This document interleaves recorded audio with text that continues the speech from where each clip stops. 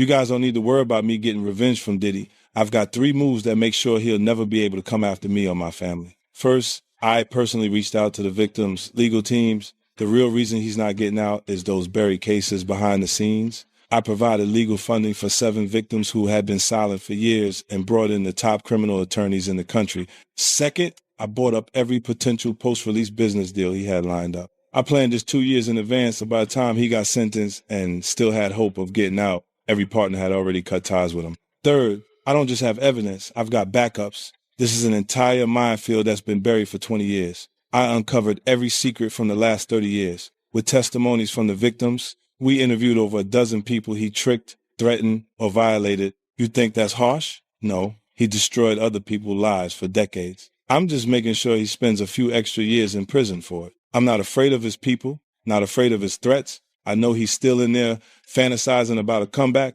but the truth is, he's never coming back.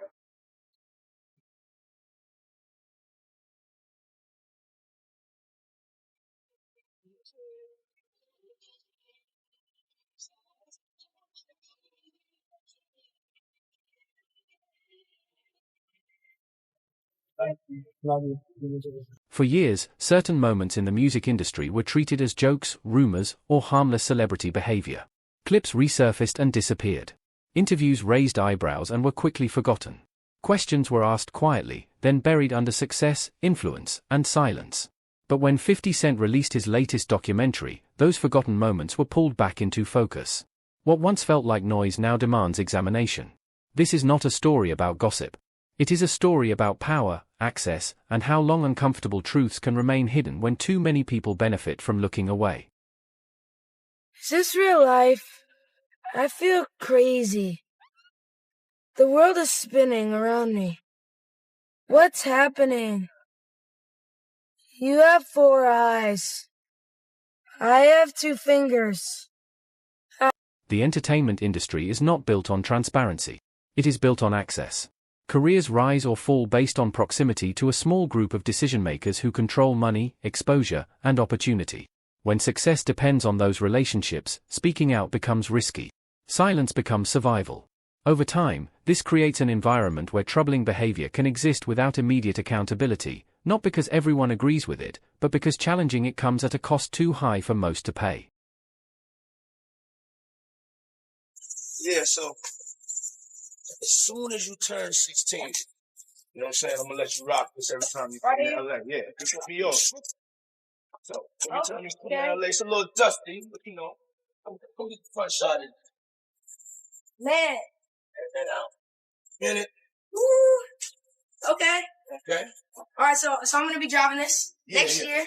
Yeah, when you get 16, you come down there, you gotta, you know, wear your seat. I mean, I'm 15, you could ride in the passenger seat. I got my permit. Not yet.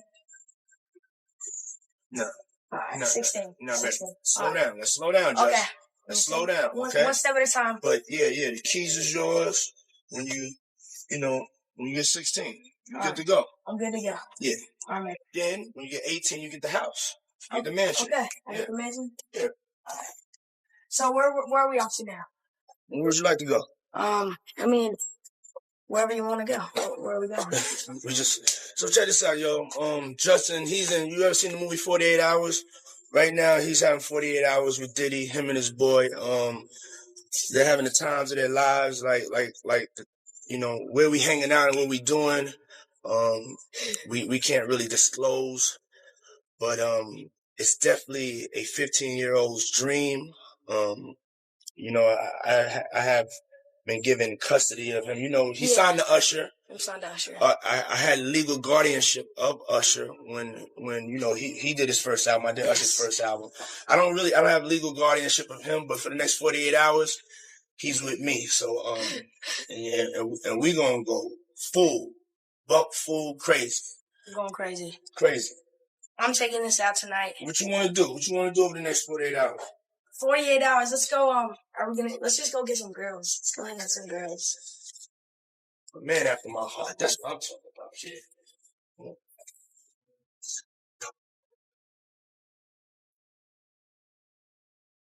Justin Bieber entered this world at a vulnerable age. His rise was framed as a fairy tale, a young talent discovered, celebrated, and elevated to global stardom. But archival footage and interviews show a different side of that story. A minor navigating adult environments, adult expectations, and adult power dynamics. Boundaries that should have been firm were often blurred. These were not isolated moments. They were repeated patterns that, at the time, were normalized as part of celebrity culture rather than examined as potential risk. You got people in the industry that's been saying for years, this man is having sex with underage.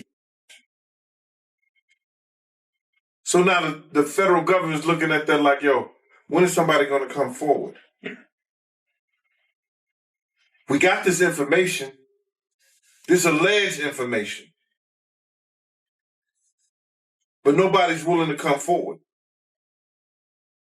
Then they go on and say, yo, Shakur Stewart mysteriously dead. Supposed to be a self-inflicted wound. Person that had everything going for him in their life. Kim Porter, dead. Somebody's car gets blown up.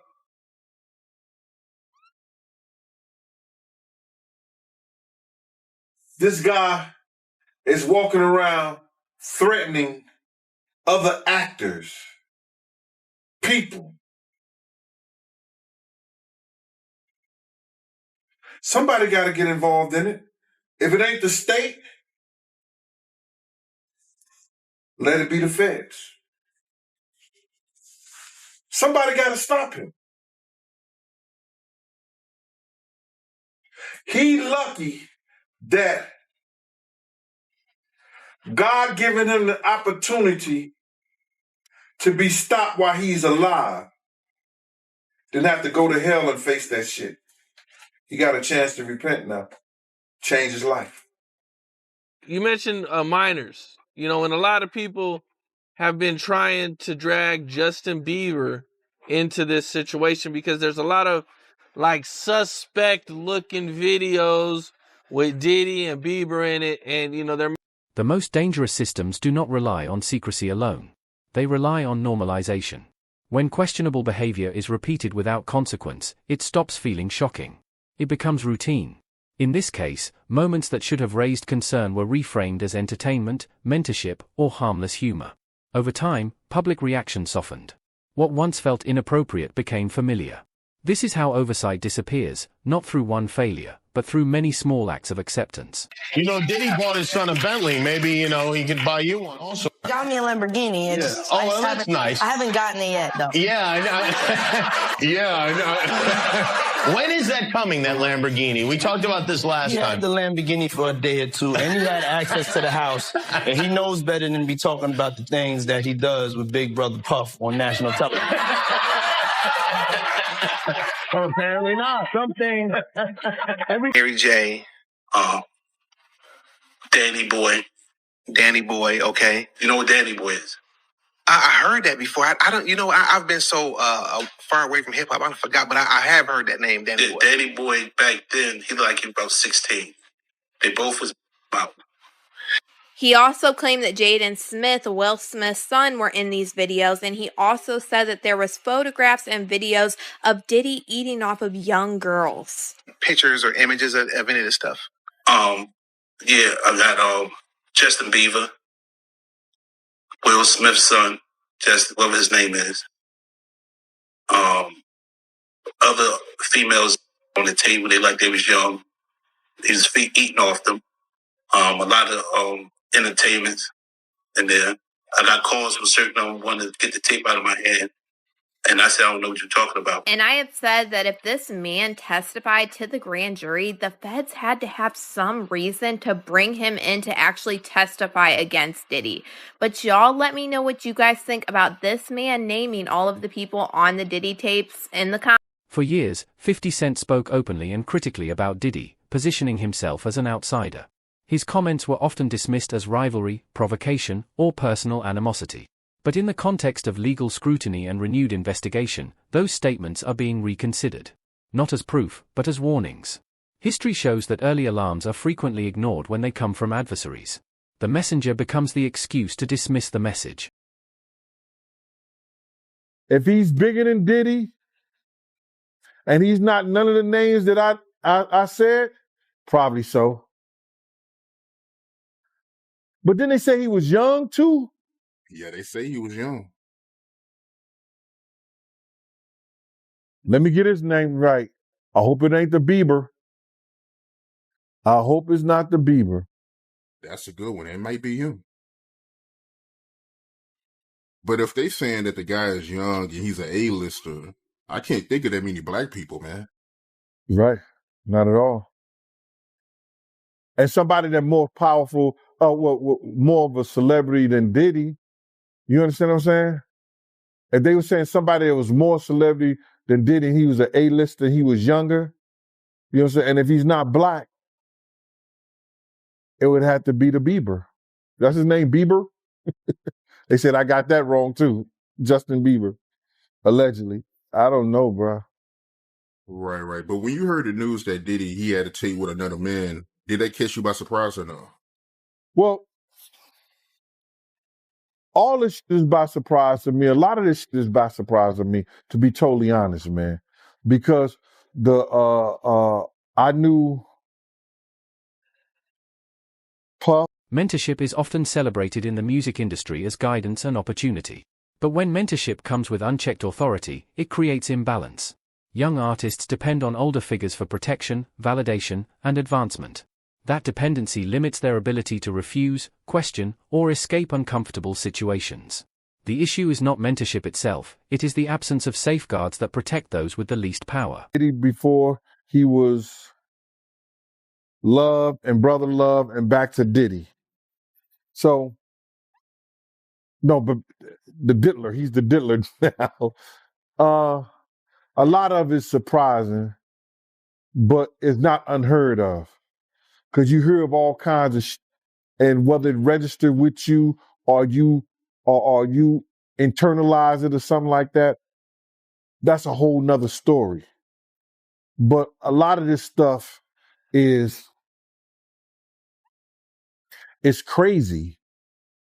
But this is the world that we live in now, man. That these individuals thinks is all right. Bruh, when does it comes all right to be sitting there eating food off a naked woman? When did we start doing what they do? Let's keep it a buck. When did we start doing what they do? These guys is popping pills. These got Jay-Z dancing with a chick that's... This story becomes more concerning when similar experiences appear across generations. Usher has spoken publicly about being exposed to adult realities at a young age while under Diddy's influence. When comparable pathways later emerge for younger artists, coincidence becomes less convincing. Patterns suggest continuity. And when systems fail to change, they tend to repeat the same harm with new faces. If you change your mind, look at Lil Nas X. He fizzled out fast too. So would you say someone like Justin Bieber is a victim? I just seen he is reportedly selling his whole catalog because he's broke. Yeah. Yeah. And once he finishes getting that money, I don't understand why he's broke. He didn't have to be broke. Usher just wouldn't stop robbing him. Damn. I mean, Usher couldn't keep his hands out of his pocket. It's funny. He got him signed and turned over custody to Diddy. Boy was never the same, and neither was Usher's pockets, because Usher's been living off of Justin Bieber's money. He ain't been living off of his own. Because the truth is, Usher don't really make that kind of money. And I'm really just kind of sick and tired of Usher Raymond. Yeah, I'm really kind of disgusted with Usher Raymond, who does Greek wrestling nude with men over frosted flakes, allegedly. Like, I'm sick and tired of this guy who everyone knows got the Diddy bumps, who's been sued for passing them on and lost, is still sitting there disgracing women in front of their men who bought the tickets to like that whole scheme.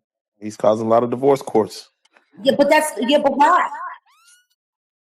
He don't even want them. He don't want them women. He's literally doing it just to destroy relationships. Not all trauma arrives with a public accusation. Sometimes it surfaces years later through anxiety, emotional collapse, substance struggles, or a sense of lost control. Justin Bieber has openly discussed feeling overwhelmed at a young age, surrounded by adults with competing interests and lacking protection. These reflections complicate simple narratives. They suggest that harm does not always announce itself clearly, but its effects linger. A video of an interview of Justin Bieber, and he was talking about Billie Eilish. And he was like, he was almost in tears. He's like, I just want to protect her. I just want to keep her safe. Yeah. What do you think he went through? Because he knows what's been happening to Billie. Just like everybody knew what was happening to Millie Bobby Brown girl with Drake. These people are monsters. Jermaine Dupri said something interesting. Mm-hmm. He said the reason that R&B isn't as powerful as it is anymore is because children are going to church. Yeah. What is it about the transfer from the spiritual to the secular do you believe that's what made R&B so powerful? Understand this. Rhythm and blues was a combination of gospel and soul music. Because soul music has always been around in one form or another. It's just evolved throughout the years. And you got gospel, rhythm and blues. That's what put that together. That's why they made such a big stink about the Ray Charles incorporating gospel sounds into secular music. Because they wanted people to separate the two. This is demon, this is good. The truth is none of that's real. Right. There is no bad, there is no good. There is what is, and there is what is not. And that's sad. But when you take the spirit that comes... Courts deal with evidence, not ecosystems. Legal cases determine what can be proven beyond doubt, not what may have been normalized for decades. When courtrooms close cases, cultural questions remain. Legality does not equal morality, and the absence of conviction does not erase systemic failure. The law can end a case, but it cannot fully examine the conditions that allowed harm to exist quietly. Us testified against Diddy to the grand jury and had to give up 8 videotapes to the feds that contained celebrities in these freak-offs with Diddy, is now listing some of the names that he saw on these tapes. And this man said that he got these tapes from a very close friend of Kim Porter's, and these were Kim Porter's tapes that she was going to use against Diddy. And some of the names that he says are some that we have heard rumored over the years. He said he saw Justin Bieber on this tape and he appeared to be underage during this time. He also saw Usher on these tapes and Usher definitely appeared to be underage. And this one gave me the chills because we've heard that Usher is the one that sent Justin Bieber to Diddy. Courtney Burgess sat down with the Too Strong channel here on YouTube and started naming some of the celebrities that he saw on these tapes. Were kids involved in these parties that you can verify from looking at the tapes? If Justin Bieber was older than he's supposed to have been, yes. If Usher was older, well, Usher was definitely young. Okay. You understand? His shoulder part with his, the blood was all in his bed. You understand? It looked like they came home from a event, a party or something. Went on to explain how Danny Boy was also in one of these videos with Mary J. Blige and Diddy together. And Danny Boy admitted when he was 15 that Mary J. Blige flew him out to New York and he slept with her while he was. As scrutiny increased, many celebrities with long-standing proximity chose silence. Others spoke cautiously. This contrast reveals an unspoken industry equation. Speaking risks relationships, silence preserves them.